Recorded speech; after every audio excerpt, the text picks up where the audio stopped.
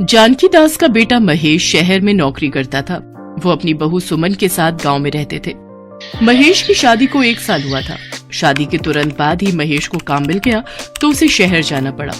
महेश अक्सर अपनी पत्नी से फोन पर बात कर लेता था। हेलो, हाँ आ रही है मुझे आवाज। और तुम ठीक ठाक पहुंच गए? मैंने तुम्हें मटरी बना कर दी थी, वो रोजाना चाय के साथ खा लिया करना। और जैसे ही घर का प्रबंध होता है तो मुझे बता देना, मैं गाड़ी पकड़ कर आ जाऊंगी। सुमन, अभी यहाँ कमरे का किराया बहुत ज्यादा है, थोड़ा पैसा जोड़ लूं। अच्छा, पिताजी तुम्हारे आसपास ही हैं, जरा बात तो करवाना।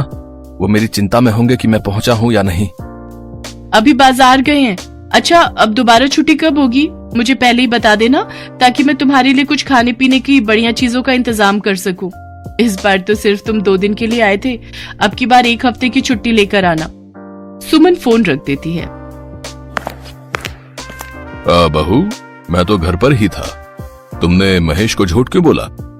और तुम ये तैयार होकर कहाँ जा रही हो? अपने काम से काम रखो, बाजार जा रही हूँ सब्जी लेने। शाम की रोटी का इंतजाम करना है या नहीं? फिर रात को बोलोगे कि कुछ खाने को नहीं बनाया। आ जाऊंगी थोड़ी देर में। रोजाना इसका यही काम है, जब देखो घर से बाहर रहती है, पता नहीं कहाँ जाती है। सच्चाई तो ये थी कि सुमन के रोशन नाम के एक लड़के के साथ नाजायज संबंध थे और वो उसी लड़के से मिलने के बहाने रोजाना घर से चली जाती थी।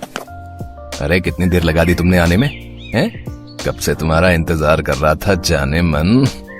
क्या करूं मैं भी, वो बुढ़ा ससुर मुझे घर से निकलने नहीं देता। ऊपर से महेश भी बार बार फोन करता रहता है। उसने भी मेरी जिंदगी खराब की हुई है। पता नहीं कहाँ से इन गरीब भिखारियों के घर शादी हो गई है। जब देखो हर चीज को तरसती रहती हूँ। पता नहीं इन लोगों से कब पीछा छूटेगा। मुझे लगता था इन लोगों के पास कुछ होगा, इसीलिए मैंने मामी को इनसे शादी के लिए हाँ कह दी थी। पर ये लोग तो बिल्कुल भिखारी हैं, इनके पास कुछ भी नहीं है। अरे तो कोई